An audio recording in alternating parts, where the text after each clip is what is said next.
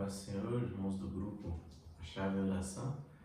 Mais uma vez, estou aí incumbido de trazer essa palavra nessa madrugada. Agradecer mais uma vez a oportunidade. Que Deus abençoe a todos. Rapidamente, irmãos, para mim não estender muito, eu queria compartilhar com os irmãos algo da palavra do Senhor. Está em Mateus capítulo 6, versículo 16 até o versículo 18 apenas, que diz assim: olha, quando jejuardes, não vos mostreis com um aspecto sombrio, como os hipócritas, pois desfiguram o rosto com a intenção de demonstrar às pessoas que estão jejuando. Tu, porém, quando jejuardes, unge a tua cabeça e lava o rosto, pois assim não parecerá aos outros que jejuas, e assim ao teu Pai que está em secreto, e o teu Pai que te vê em secreto te recompensará. Amém? Essa é a palavra, meus irmãos. Falar um pouco rapidamente, falando um pouco esse texto, realmente um texto muito importante, onde Jesus, o próprio Jesus, nos dá ensinamentos, não só no capítulo 6, vocês vão ouvir o Sermão do Monte, no capítulo 5, ele dá ensinamentos, para que nós possamos viver de acordo com aquilo que realmente Ele quer de nós, viver de acordo com a sua palavra, Então, falando um pouquinho sobre isso, essa questão do jejum. Mais atrás, Jesus ensina a orar, dá um modelo, não que Ele ensina, Ele dá um modelo de oração que devemos seguir, E Ele também, Ele fala também sobre a esmola, sobre ajudar o próximo, ajudar, quando a gente der algo, não fazer alarde, Justamente também a questão da oração também, ele vai falar: olha, quando orares, vá para o teu quarto, E ali o teu Pai que te vê em secreto te recompensará. O que eu queria abordar são duas coisas. Eu queria falar um pouquinho sobre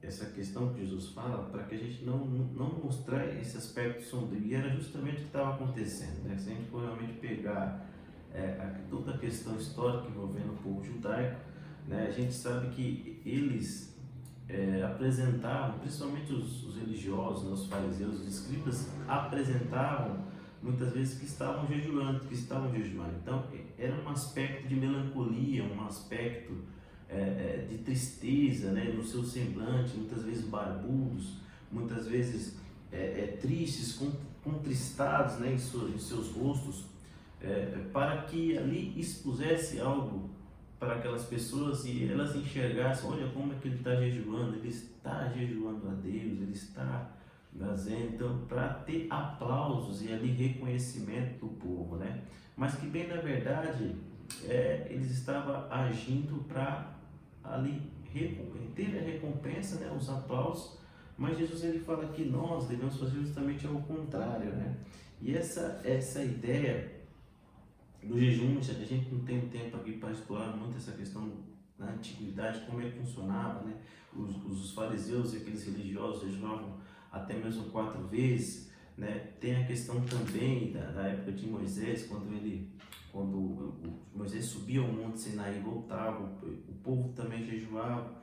Tem a questão também da expiação, o dia da expiação, Levítico fala muito sobre isso, mas não vamos entrar nesse método, O que a gente precisa abordar aqui, a coisa central, O objetivo central meu é focar nessa questão, dessa hipocrisia que muitas vezes existe também no nosso meio. Muitas das vezes as pessoas querem demonstrar, que estão fazendo algo, fazendo alarde, procurando o aplauso das pessoas, E Jesus, ele vai na contramão. Ele está dizendo para nós: olha, quando você jejuar, unge a tua cabeça e lava o teu rosto. O que significa isso? Eclesiastes vai falar muito sobre isso, Que nós precisamos estar alegres, felizes. Então, quando o judeu ele jejuava, ele ficava alegre, feliz, ele parece que ele mantinha essa prática todos os dias, ungia a tua cabeça e lavava o rosto, uma situação de felicidade, demonstrando uma felicidade. Então é justamente isso que Jesus quer colocar. Jesus está dizendo: olha, quando jejuares, unge a tua cabeça, lava o teu rosto,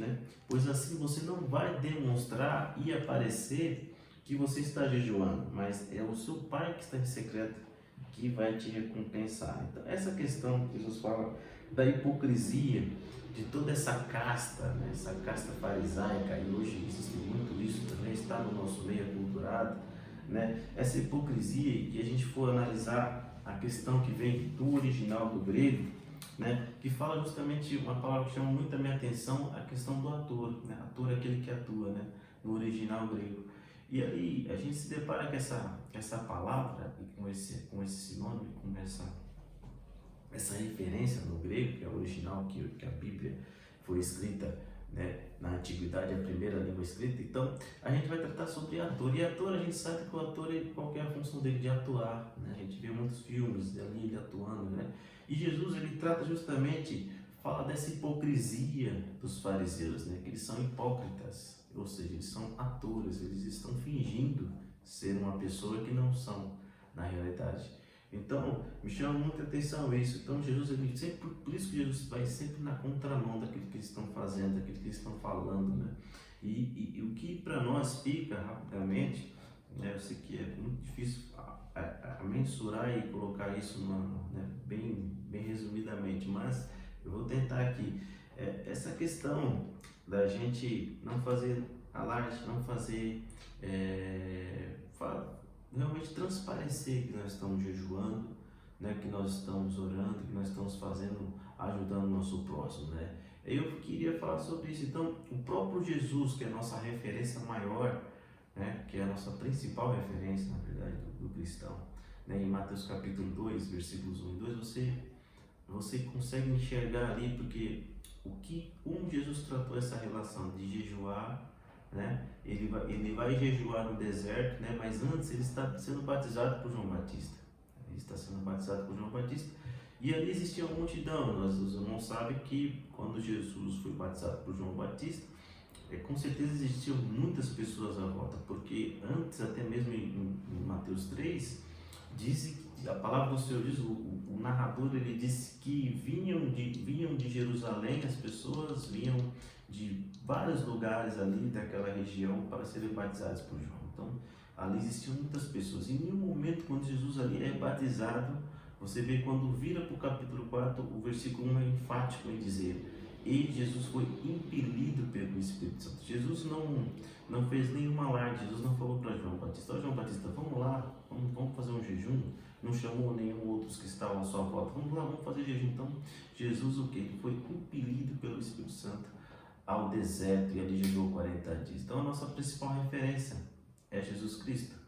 E ali a palavra ela mesmo se explica e diz, ao dizer que Jesus foi impelido, não foi ninguém que disse para ele, em nenhum momento fez alarde. E é isso que nós temos que se apegar ao exemplo de Cristo Jesus.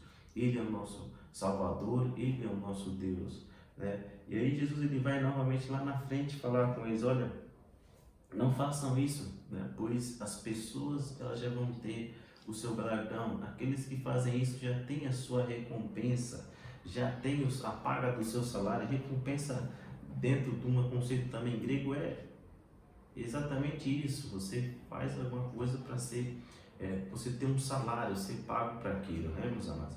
Então, mas não é isso que Deus quer. A nossa recompensa, né, do cristão, ele tem que vir de Deus. E aí uma pergunta que fica, né, para nós aqui é: que recompensa nós queremos, na verdade, né? Será que nós queremos a recompensa dos homens ou nós queremos a recompensa de Deus, né? Aqueles mais sensatos, e é uma pergunta muito fácil de responder. Eu vou deixar essa pergunta para que você responda daí. Eu já tenho a minha escolha. Eu quero ser recompensado por Deus, né? Não pelos homens, porque Deus ele tem muito mais a nos dar do que os homens. Os homens eles apresentam recompensas efêmeras, talvez uns simples aplausos, talvez ele ali te bajula por um minuto, um segundo, mas na hora da dificuldade ele te abandona. E Cristo não é assim. Em todos os momentos ele está contigo, em todos os momentos ele está comigo e com você. E essa recompensa maior nós teremos lá no céu. Paulo ele fala que ele foi ao terceiro céu e ele viu coisas inefáveis que o homem não é lícito contar. E é justamente isso que nós temos que nos apegar, né, a essa esperança que o próprio Cristo nos deu e que nos dará lá nos céus, e com certeza eternamente seremos ali com Ele, seremos felizes. Essa é a minha recompensa, é a recompensa divina, é a recompensa que Deus irá nos dar. E um segundo momento para a gente fechar, eu queria deixar essa questão dessa importância também do jejum e também da oração. Oração e jejum, os pilares, né, da vida do cristão. Ele tem que ser os pilares da vida do crente, porque Jesus, ele nos ensina isso. E umas passagens que eu queria comentar rapidamente com os irmãos, Marcos capítulo 9, versículos 19, e ali conta uma história, os irmãos devem até conhecer, com certeza conhecem, de que os discípulos, alguém vem aos discípulos trazendo um menino para ser curado e ali ser tirado uma entidade maligna que estava possuindo aquele menino. E ali ele é bem claro, para que a gente não fique para nossas palavras, ele fala assim, o versículos 19, capítulo 9, Marcos 9, 19, 9, um pouco mais atrás. Então, ele disse, logo que a multidão percebeu que Jesus, tomado de surpresa, correu para ele e o saudava. Então Jesus dirigiu a sua palavra aos escribas e nos inquiriu: que discuteis com eles? Contudo, um homem no meio da multidão replicou: Mestre, trouxe-te um meu filho que está tomado por um demônio que o impede de falar. Onde quer que ele se toma, joga ao chão. Então ele espuma pela boca, arranja os dentes e fica todo enrijecido. Roguei aos teus discípulos que os expulsasse o tal espírito, mas eles não conseguiram.